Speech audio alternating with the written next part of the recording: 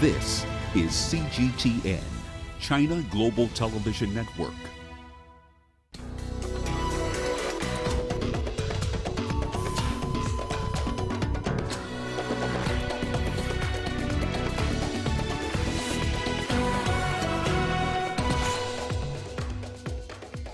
Hopes for stronger international trade as Ngozi Okonjo-Iweala takes charge at the WTO in Geneva. Families wait for news as Nigerian security forces continue their search for 300 abducted girls. And South Africa eases its restrictions to level 1 after a significant drop in COVID-19 cases. Hello and welcome. You're watching Africa Live. We're coming to live from Nairobi. I'm Hannah Viviers. Here are more stories making headlines this hour. In business news, Moody's downgrades Tunisia's credit rating to B3.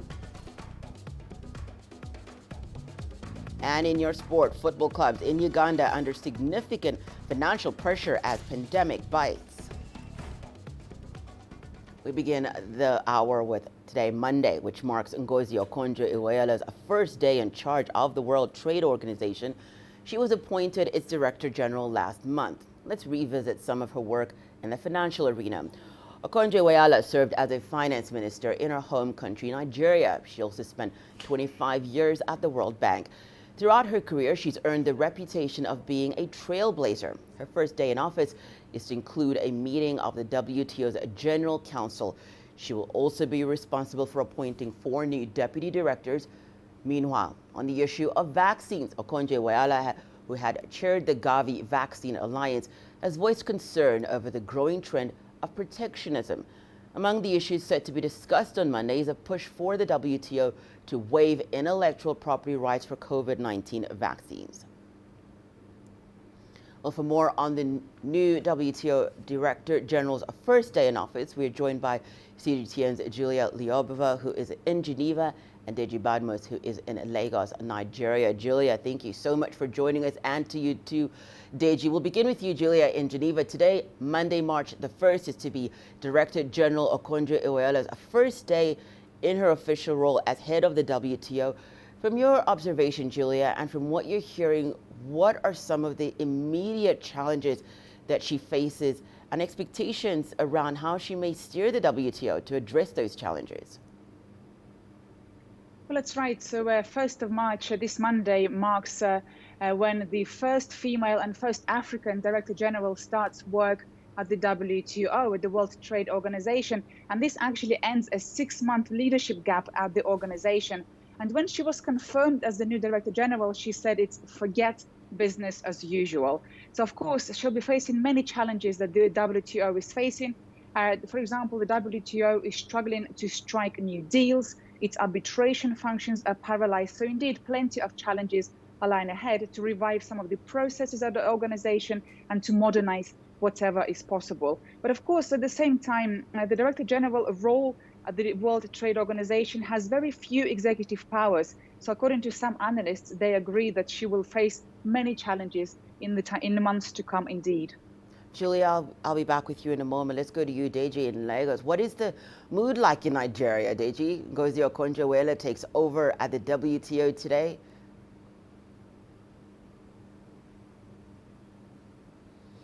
Well, Hannah, look, people are excited that she's actually starting work today. Of course, the level of excitement here is not as high as when she was announced as the WTO DG some weeks back. But people are really happy, and people are looking forward to how she's going to go about handling some of the issues, of course, some of the challenges that the WTO is having to confront. So expectations are high, but then people are really happy, and people are talking about it. So everyone is hoping that she has a smooth reign, so to speak, but of course, most people will tell you that they know that the job is quite demanding and challenging, but everyone here has faith in her, and they believe if there's any African, any woman who can actually do it, that Okonjo-Iweala would be that woman. And you had said that to us, Deji, in previous interviews, just about her track record. Julia, let's come back to you in Geneva. Okonjo-Iweala's first day on the job in Geneva coincides with the annual meeting of the WTO's General Council. What is on the agenda and what is expected of her at that meeting? Well, that's right. So the first day in the job coincides with the meeting of the WTO's General Council. And this General Council is the top decision-making body of the WTO. It's 164 member states. They will discuss topics such as trade rules on COVID-19 vaccine distribution. Actually, this is Akonjo Iweala's identified this as a priority for the WTO and for the Council as well.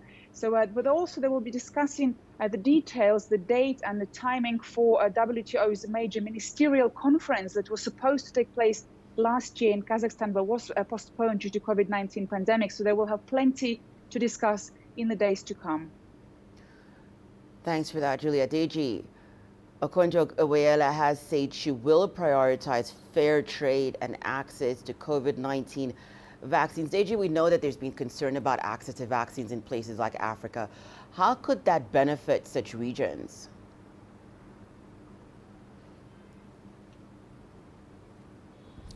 Well, unfortunately, Hannah, I can't hear you. I think I have lost your connection. But let me just quickly say this, that, look, one of the things a lot of people are expecting that Akonjo Iweala will help Africa on would be the Africa Continental Free Trade Area Agreement that has came into force sometime in January. People are looking forward to how the WTO now could help Africa. Some people have said, look, what Africa will be needing is some kind of guidance. And then, you know, Africa as a continent, most people will tell you, has not been such a force in the WTO for quite a while. And so people are hoping that Akonjo Iweala would help to change that.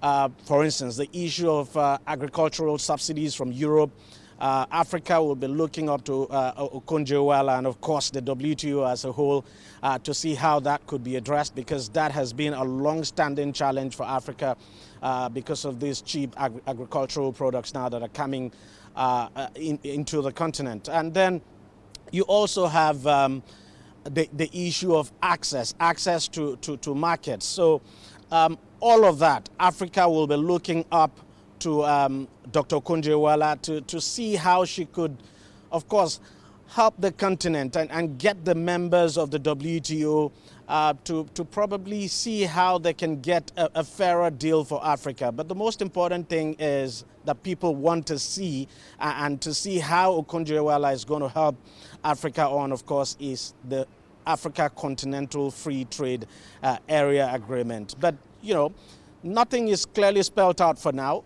Expectations are high. Of course, in the coming days, coming days and months now, things will become clearer, and it will become clearer what Akonjo Iweala's agenda for Africa now would be. She did talk about market access. That is a very good one. The issue of vaccine access too, it's what Africa will be looking up to see how she's going to help Africa address this issue of vaccine access. I'm talking about COVID-19 vaccines now. It's a good thing that one of the issues on the table now is that issue of intellectual property right. Everyone is waiting to see how that would be addressed, so that some of these pharmaceutical companies now could allow their products, some of these vaccines now, to be produced right here on the continent, and that way you could facilitate better access, and then people would obviously get better treatment and faster treatment, faster vaccination, and that would certainly help to reduce the burden of COVID-19. So everyone is hopeful, the expectations are high, but of course everyone understands this is not going to be an easy one. And not just that, other than the challenges, it is those expectations that are weighing very heavily on her. Thank you so much for that, Deji. Thank you so much, Julia, both of them speaking to us. Julia was joining us from Geneva and Deji from Lagos in Nigeria. Well, let's now turn our attention to another woman who continues to make strides here on the African continent. In our focus on the voices of women across Africa, we now highlight a story from Egypt about a woman with widespread experience in many fields. Anissa Asuna is a former diplomat, a member of parliament, a businesswoman, a philanthropist, and a women's rights activist. Yasser Hakim spent a day with her and shared the following with us. At 9 a.m. every day, Anissa Hassouna heads to her office at Al Nas Hospital or People's Hospital. It's her favorite project, a 550-bed hospital to treat children with heart conditions free of charge.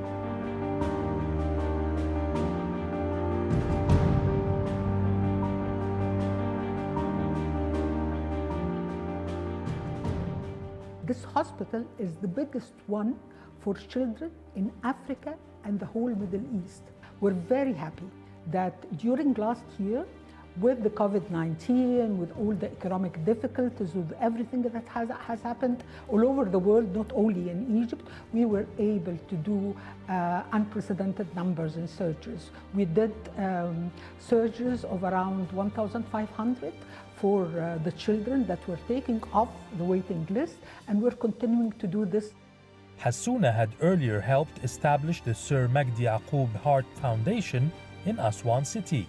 The former MP has excelled in her business career as a top executive in the banking sector, in the Arab League Economic Unity, and in several local and international foundations. She was also named as one of the 100 most powerful Arab women by the Arabian Business and CEO Middle East magazine. Hassouna is also well known for her active role in fighting for women's rights. All my life I was for women's rights. My late father was the Minister of Justice who has abolished the decision of taking women by police force to their husbands' houses. If they ask for divorce, this was at the time of President Gamal Abdel Nasser. I was raised in a house that believes in women's rights, in our capacities, in their qualifications and all that. So I defended that all the time. I did that in the parliament. Even here in the hospital, I always say we have to increase the number of surgeons, female surgeons and nurses, because we have really good qualified women doing all these jobs. Hassouna, who is a grandmother now, says her family, including her husband and 2 daughters, have always been integral in supporting her, whether at work or even when she was diagnosed with cancer. Her best-selling book, Without Prior Notice, about her battle with cancer, has inspired thousands of readers in the region. Hassouna's elder daughter says she's always looked up to her mother with a sense of pride. My mother has always been a working woman, and that's since we were little kids, so that's completely normal for us, and more so it is actually a great role model for us to see that model there. The normal model for me is that a mother is a working mother, and I think that was a very good example for my sister and myself growing up. In terms of her activities in the public space, in addition to her job, that's also something that has been going on for decades. Selma says her mother's busy career has never affected her responsibilities at home. That has never been an issue. She's always there for us, and she's always a great example of a professional life as well. So there was never an issue of balancing home and work. Despite all the challenges she has faced, Hassouna continues to enthusiastically play her role as a real voice for Egyptian women and helping the poor. Yes, Hakim for CGTN, Cairo. Well, let's revisit our top story on the new WTO chief, Okonjo Iweala. And for more analysis, we're now joined by Ndindi Nweli. He's co-founder of Sahel Consulting Agriculture and Nutrition Limited in Lagos, Nigeria. Thank you so much for joining us, Ndindi. As the new Director General for the WTO, some believe Okonjo Iweala faces an uphill battle to reform the global body. There are all these expectations, but before any of that can happen, I'm thinking that reform has to first happen. How do you foresee her tackling that challenge? Well, we are extremely excited as Nigerians and Africans for this historic day. And I have known Dr. Okonjo Iweala for over 20 years. She is brilliant, committed, transparent, and accountable. And I think she's going to be bringing these values and qualities to the WTO. I expect that the WTO is going to be more transparent, inclusive, and equitable under her leadership. Ndindi, we keep hearing questions of what Africa may expect from the WTO's new Director General, especially with her being the first African in that role. But what do you think she may expect from Africa about the role the continent itself plays in the changes that she would like to see happen here? Well, there are a couple of things. First, as you know, Africa only contributes less than 3% to world trade. So Africa is excited about getting involved as an active and important player in world trade, not just in terms of export of commodities, but export of value-added products. So on our end, with the initiation of the Africa Continental Free Trade Zone, we expect more trade in Africa, but we also expect Africa to be poised to trade with the world. We're going to be adding more value to our food and to our products. We're going to be engaging in services because global trade in services is on the rise. And we're going to be engaging in trade and also the creative industries, which is a huge growth opportunity on the African continent. So that value addition is critical. We also expect as Africa to ensure a level playing field. I work in the food and agriculture landscape, and we've seen a lot of distortions in global trade of food, especially with heavy subsidies in Europe and the United States for farmers. We expect that equity to be increased and transparency, especially with traceability of food, because a lot of the world consumers don't know that many of the commodities that they consume are actually from the African continent. But sharing that profit is critical across the board, and transparency is key. And third is the importance of data. I know Dr. Okonjo-Iweala is an economist. She embraces data on every front. We want to see equitable and transparent data on global trade, and we expect that Africa's voice, presence will be magnified, and the narrative of Africa's contribution to the world will also be adjusted going forward. Ndindi, thank you so much for that. Ndindi Nweli, she's co-founder of Sahel Consulting Agriculture and Nutrition Unlimited, which is based in Lagos, Nigeria. Well, we continue in Nigeria, where security agencies there are still searching for over 300 schoolgirls who were kidnapped in Zamfara State. They were abducted from a boarding school on Friday. Meanwhile, early on Saturday, gunmen released the 42 people, including schoolboys who'd been abducted in Niger State. They'd spent at least 10 days in captivity. Their release followed days of tense negotiations. We spoke with our correspondent in Lagos, Deji Badmus, and he gave us an update on the latest efforts to rescue the 300 schoolgirls. The authorities are intensifying the operation now, security operation to get the children rescued. I'm talking about the schoolgirls now. More troops have been moved into the state, more police personnel as well as military assets now have been moved in there. The search is on. What we understand is that the security agents have been able to locate the forest where these girls are being kept. The only reason why they are not storming the place is to prevent any form of casualty now. Now, besides the military operation that is going on, talks are also going on, being led by the governor of that state. That's what we understand. They are not disclosing. The authorities in that state now are not disclosing the details of these talks, but actually, we understand the authorities in the state there have been able to identify and locate the leadership of the bandits who carried out the attacks, and that they're actually talking. And what we're getting is that sooner than later, they would reach some kind of agreement, and that these girls would be released. So the way the government is tackling this is tackling it on two fronts. You have the military, the security operation that is going on. So what the government is hoping to do is that, well, if the talks failed, then it might have to consider the military option. But then there's this confidence. The governor has expressed confidence that he would be able to deal with this. He'll be able to talk the bandits now into accepting to releasing the girls. I mean, it's something that he'd done before. He's used to this. So that's why he's pretty confident that he'll be able to deal with this, and that he'd be able to convince the bandits to get the girls released. We're staying with that story, and now CGTN's Phil Haza joins us from Abuja. Hi, Phil. Thank you for joining us. Not great at all, Phil, that this issue seems to keep recurring. Please bring us up to speed with the latest on the 300 girls who were abducted on Friday.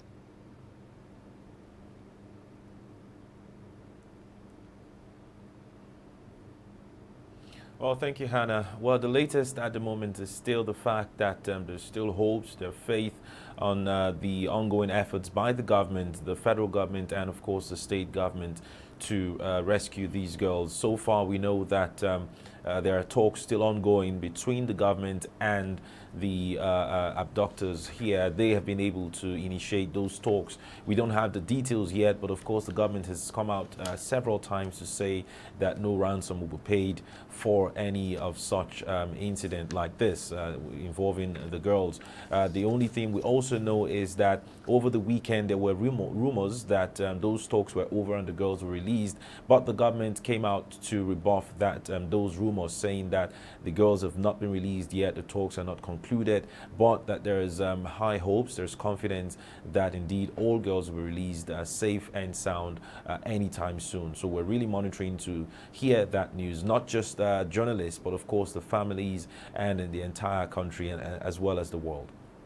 Phil, are the Nigerian security forces handling the search for, just speak to us about how the Nigerian forces are handling the search for the girls. JJ had given us an update earlier on, but speak to us about other details regarding that search.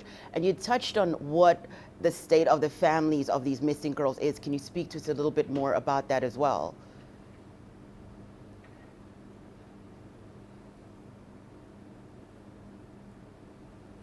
Well, so apart from the non-kinetic efforts, which is the talks ongoing and all of that, there is also a huge presence of security forces in the state, in Zamfara state. Now, apart from the additional forces, there's been Operation Puff Ada, which is targeted at reducing banditry, kidnapping, killings, and armed robbery in the northern region already. And so there is also the police IG has stated that more helicopters have been deployed to the state for proper surveillance, to ensure that they monitor the forest, to also ensure that no student is taken out of where they've been kept at the moment, so that security forces can focus on the particular location where they have been able to cordon off.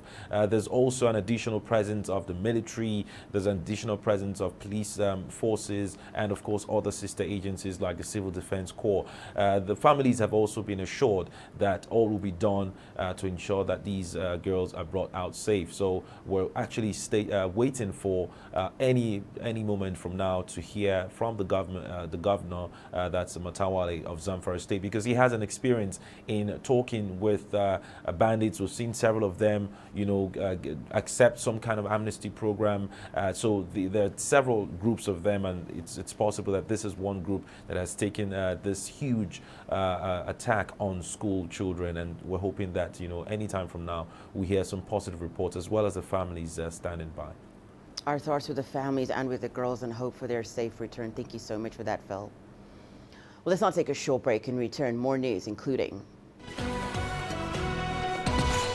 South Africa eases its restrictions to level 1 after a drop in COVID-19 infections. And China to lift restrictions on foreign investment in general industries and other sectors.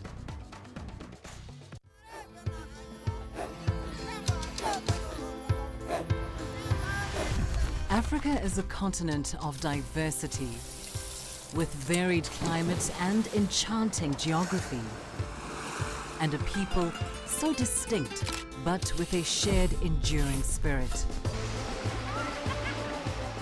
We are at the heart of the continent to bring you the untold stories. Let's have a look. We celebrate Africa as it shapes its own destiny. I've been Tunis, Cairo, Juba, Johannesburg, Ethiopia, Tanzania. Africa Live. Find your voice.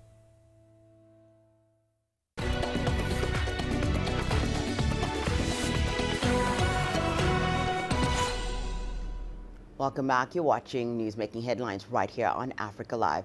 Well, South African President Cyril Ramaphosa has announced the easing of some COVID-19 related restrictions in the country. This comes after a drop in coronavirus cases there. President Ramaphosa says the country will on Monday lower its alert to level 1. CGTN's Wanja Mungai has the details. President Ramaphosa's directive take effect on Monday. The government's decision to lower the alert to level 1 follows a drop in coronavirus cases in Africa's most affected country. It has relaxed some of the measures put in place to control the pandemic while ensuring that the spread of the new variant is curbed. Based on an assessment of the current state of the pandemic in the country, Cabinet, after various levels of consultation with our provinces and metro mayors, Cabinet has decided earlier today to move the country from coronavirus alert level 3 to alert level 1. The new alert level will come into effect later this evening once the regulations have been gazetted. The new daily infections have dipped to around 10,000 cases. The Africa Centers for Disease Control and Prevention says South Africa has recorded 1.5 million coronavirus cases and about 50,000 deaths so far. A month ago, in the last week of January, the country recorded over 40,000 new cases. And a month before that, in the last week of December, the country recorded close on to 90,000 new cases. Despite the significant drop in infections, people will still be required to observe strict COVID-19 measures. These include the wearing of masks at all times while in public spaces, washing of hands, and keeping social distance. South Africans will also be subjected to a nighttime curfew starting 11 p.m. to 4 a.m. They're also supposed to keep off from public transport for long-distance trips beyond 200 kilometers. Ramaphosa says his government has secured 11 million vaccines from Johnson & Johnson's. The country has previously procured 1 million doses from AstraZeneca. Health authorities halted the rollout of these doses after tests proved they were largely ineffective against the new variant, registering only 22% protection. We've also secured 20 million doses from Pfizer, which will be delivered from the second quarter. Additionally, we have secured 12 million vaccine doses from the COVAX facility, and we are in the process of finalizing our dose allocation from the African Union. So far, the country has vaccinated over 67,000 health workers in the last 10 days, and efforts to inoculate many more people are underway. Wanja Mungai, CGTN. Well, let's now move to news from outside our continent's borders. We go to India, where Prime Minister Narendra Modi has taken his first dose of a coronavirus vaccine in the nation's capital, Delhi. It comes as the country gets ready to expand its nationwide vaccination drive. From today, over 100 million senior citizens are eligible, along with people with medical conditions that put them at risk. Prime Minister Modi has urged them all to sign up. Ravinder Bawa has more from Goa. Well, after vaccinating over 12 million healthcare workers and frontline workers, it's now the turn of the elderly. These people are above the age of 60, and in this time the government also plans to vaccinate those above the age of 45 who are living with comorbidities. So if we look at a total number of 100 million people who fall under this category. A sudden surge of new cases in some states of the country has actually worried the government, and it has started to look for ways to upscale the vaccination program. There is no doubt that India has one of the fastest rollout in the world, but it's much behind the target. The target set by the government is to vaccinate 300 million people by August. By that standard, India needs to give 1.3 million doses a day. But right now, this number stands at 200,000 per day. This phase of vaccination is being carried out in about 10,000 government and over 20,000 private vaccination centers. The vaccine will be given free of cost at the government centers, and those who want to get vaccinated from private hospitals, they will have to pay over $3 per dose. The new target set by the government is about 5 million doses per day. But as I earlier pointed out, that the target which the government had set for itself when vaccination began on January 16th has not yet been met. So in that perspective, it really looks that the new target is unrealistic. China says it will further open up its economy and lift restrictions on foreign investment in general industries and other sectors. The announcement was made by the State Council Information Office. We must focus on promoting dual circulation, domestic and international circulation, and further enhance the opening up level of industry and information development. We will fully open up general manufacturing industries and gradually lift restrictions on foreign investment in the telecommunications sector. We will attract more foreign investment and high-end manufacturing projects.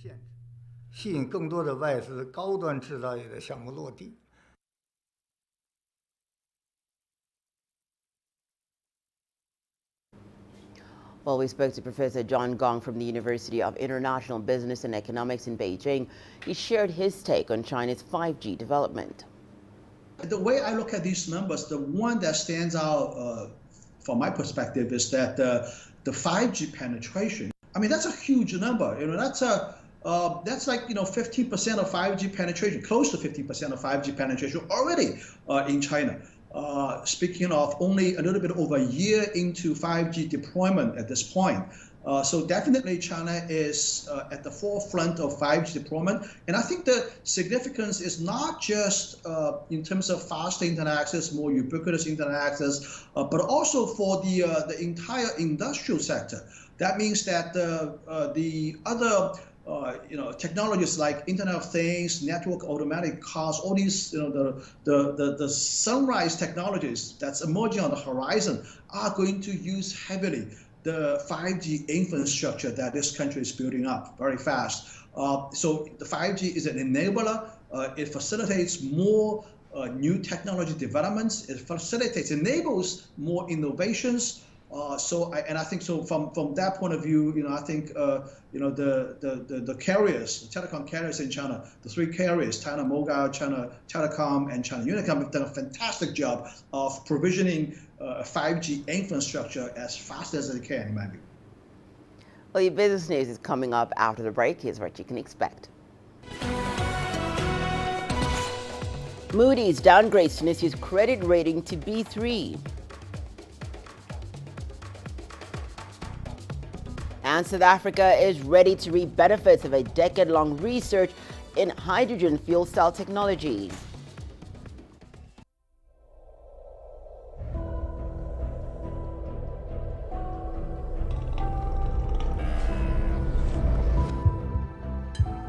It's just taken me completely out of my depth, but at the same time it's exciting. It's new, it's different, it's a challenge. It's really exciting.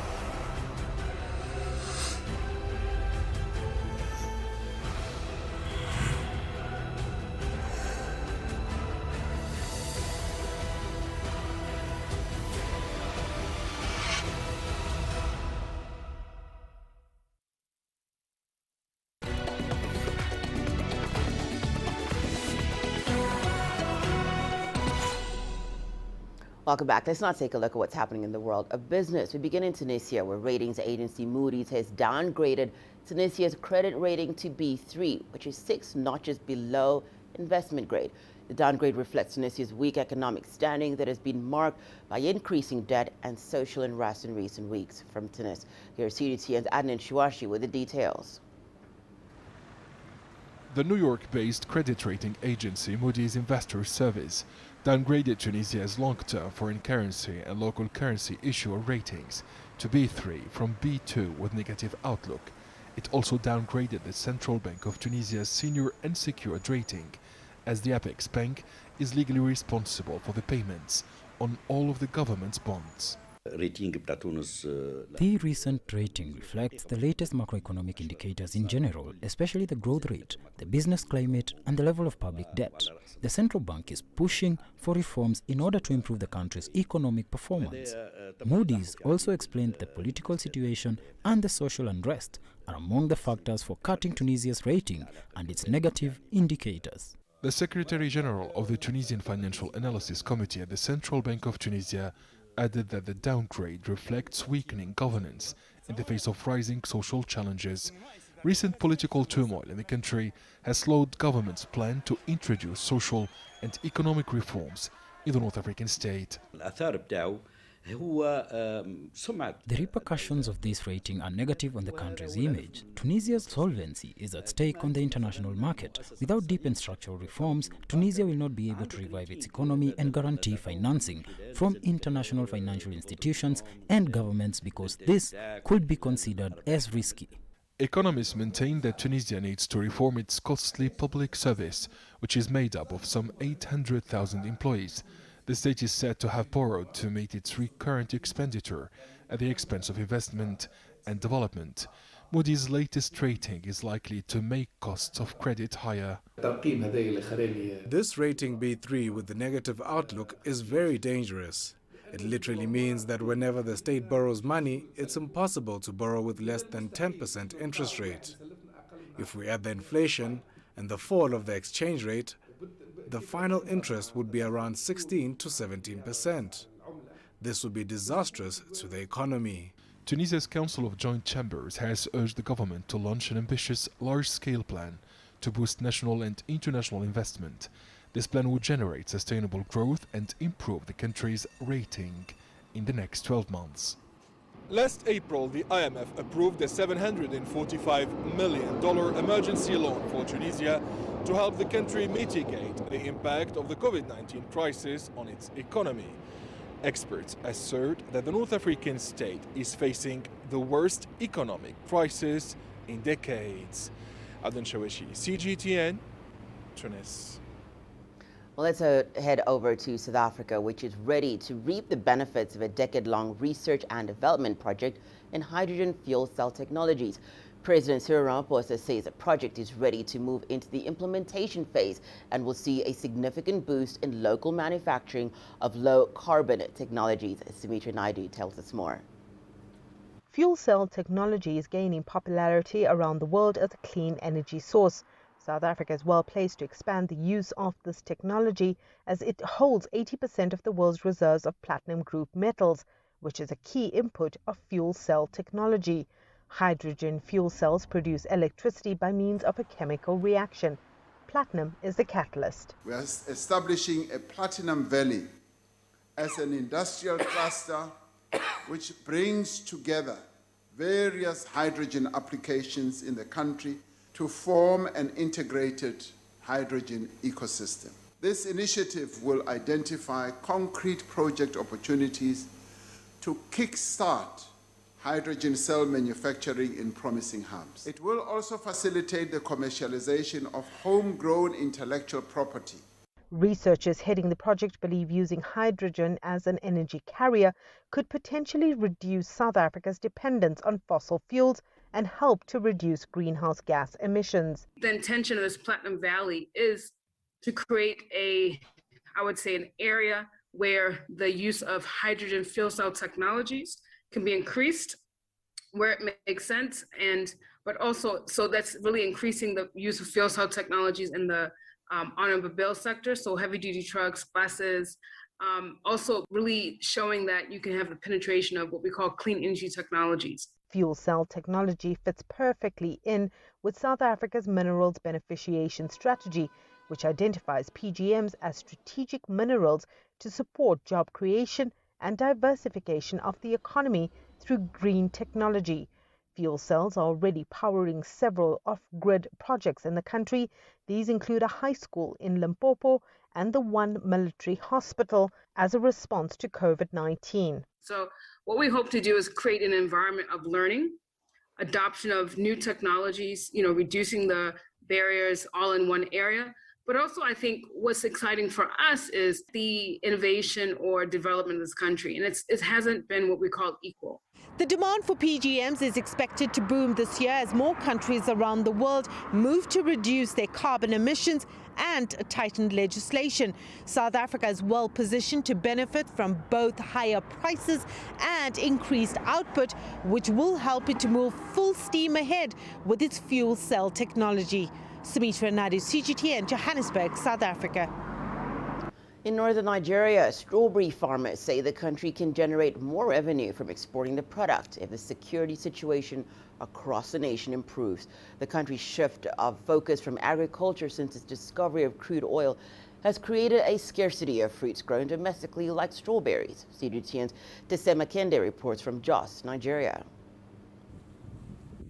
Strawberries in Nigeria can only be grown naturally in and around Nigeria's north-central city of Jos. 35-year-old Jerry Doubles is a strawberry farmer. He says there's a huge market for strawberries in the country. Now the demand is very high, but then say that there's a time where there are people not asking for strawberries is almost impossible. But meeting the demand with local produce is a challenge. This strawberry farm is over 4 hectares. But the farmers here say if it wasn't for insecurity in the region, they would have expanded and grown more strawberries.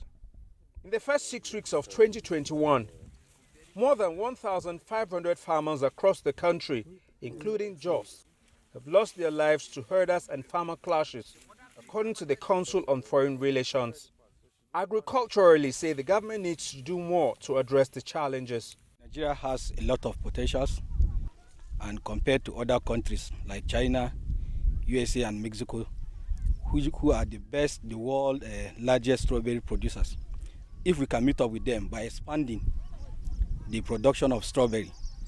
But because of lack of funds, insecurity and other things. Strawberries are a rich source of vitamin C and other nutrients. The global strawberry market is projected to hit over $25 billion in 2025. And many consumers here say they prefer these locally grown strawberries. I prefer to buy the strawberries here in Jos because they are naturally grown, sweet and better than the one we import. It feels really good taking strawberries from Jos. I really hope farmers will be encouraged for improved yield. But until insecurity in Jos is dealt with, farmers like Jerry Double say they won't taste the full potential of Nigeria's strawberry crop. Tassim Akende, CGTN Jos, Nigeria.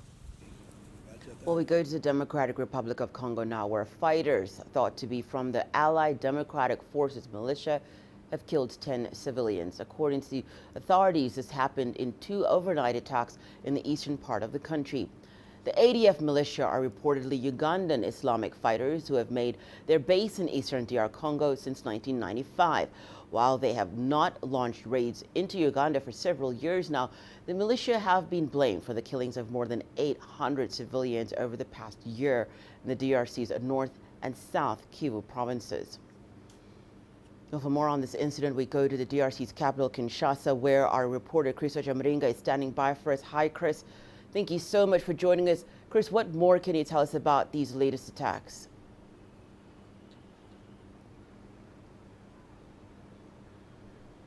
Well, Hannah, like you mentioned earlier, the attack happened on Sunday, was reported on Sunday in the northeastern province of Ituri. 2 villages, one is called Boyo and another one Kainamba, where Congolese army says 10 civilians were killed.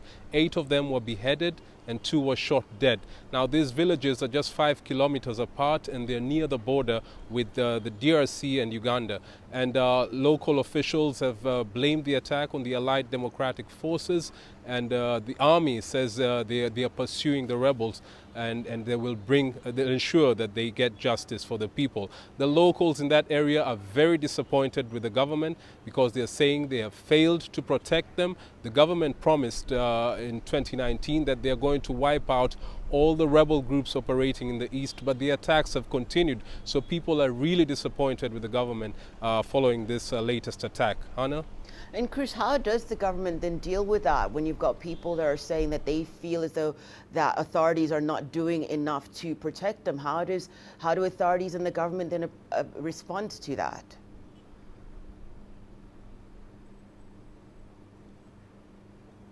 Well, Hannah, I spoke to the spokesperson, the army spokesperson in that region, and he said that they're pursuing the rebels and they'll ensure that they get justice for the people who have been killed.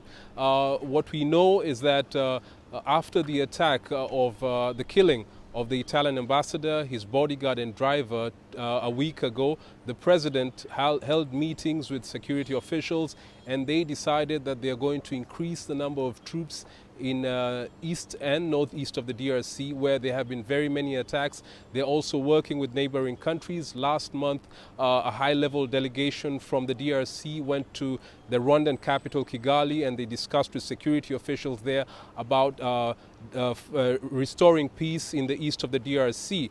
And there's also, last week, there was a group of Ugandan security officials who came to Kinshasa and met with the president and other officials also to discuss the security in the East of Sea. Now, one thing that is very prominent about this is that the rebel groups operating in eastern DRC, some of them are from the neighboring countries like Rwanda. There's a Hutu militia known as the Democratic Forces for the Liberation of Rwanda, FDLR, and the ADF also is a Ugandan Islamist group.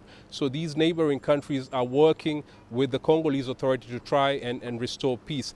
But for the people who are always being killed on almost a weekly basis, they are fed up of hearing of arrangements by the government to try and restore peace. All they want is to see an end to the fighting and justice for the victims who have lost their lives. Hannah? That sentiment, very understandable. Thank you so much for all that, Chris Ochamringa, speaking to us from the DRC's capital, Kinshasa.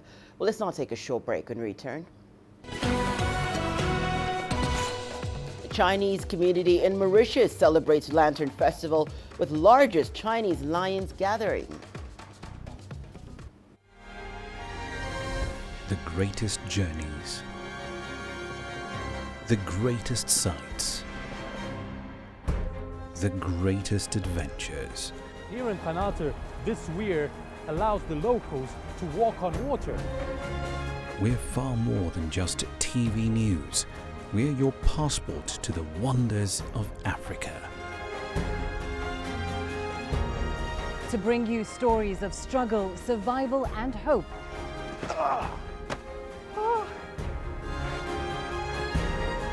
So let's explore.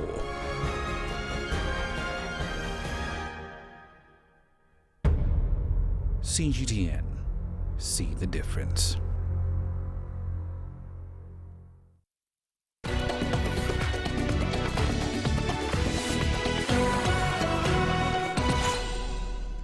Let's get into some lighter news from Mauritius, the small but vibrant African island country on the Indian Ocean. This year, the Sino-Mauritian community celebrated the end of the 2-week-long Chinese New Year's festivities with a lantern festival that boasts of having the largest gathering of Chinese lions in Africa. Our correspondent Liu Feifei brings us that story. Every year, lantern festivals are held by Chinese communities all over the world. This year, due to COVID-19 restrictions, many of the festivals have been cancelled or subdued. But that's not the case in Mauritius. As the country is COVID safe, the Sino-Mauritian community has gathered 31 lions and even a dragon. And this is the largest known gathering on the African continent this year to celebrate Chinese culture and to say good riddance to 2020. The Spring Festival in Mauritius, we have been celebrating it for over 100 of years. It has been brought in by our ancestors from Meishen, which we call normally Moyen. And like every festivity, the lion and dragon dance is the highlight. And everybody knows that the lion and dragon bring good luck and a sign of power and wisdom. And I would like to thank all my students, which is today about 30 of them, to having taken part of a big gathering, big celebration. Thank you. The lion dance is always high energy and brings lots of joy to the audience. But while it's entertaining and the motions are fluid and beautiful to watch, it takes a lot of practice to master. I was introduced to lion dance through Wing Chun because I've been doing martial arts for some time now, and I think it's a really beautiful culture. It's full of colors. It requires lots of stamina and discipline to do it, and you have to learn the routine. But at the same time, when you perform, you can do it spontaneously as well, and you can become a natural if you really love it. Mauritius is known as a melting pot of cultures. Here, people of African, Indian, and Chinese descent coexist on their island paradise. And the lion dance, appreciated by all Mauritians, is a great symbol of the Mauritian spirit. I've been passionate by the Chinese culture since my childhood. In fact, my besties are Chinese girls. I've been present all the time for the Lantern festivals, and I just love the lion dance. I wish I could perform it, and it's such a nice thing and such a passionate thing that it thrills the emotions in the crowd. Such a lively thing. Love it. Chinese New Year celebrations always last for 15 days, and they're officially marked as the end when we have the Lantern Festival. And now that we've all auspiciously seen the largest gathering of Chinese lions in Africa for this year, I want to wish everyone a happy New Year. 祝大家新年快乐！刘菲菲 CGTN, Port Louis, Mauritius. Let's now take a short break. Some sport action after the break. Here's what you can expect. Football clubs in Uganda under significant financial pressure as pandemic bites.